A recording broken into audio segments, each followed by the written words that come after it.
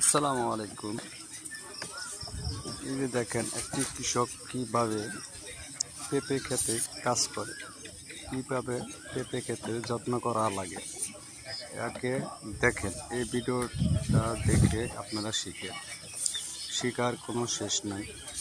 এই যে বীজগুলো দিতেছে, বীজটা দেওয়ার উদ্দেশ্যটা কি? পোকা আক্রমণ থাকলে বীজটা দিলে পোকা সরে যাবে, তারপরে গাছ ভালো থাকবে, ফলন ভালো হবে। তার জন্য এই বীজটা দেওয়া হচ্ছে, ভিটামিন জাতীয় বিষ।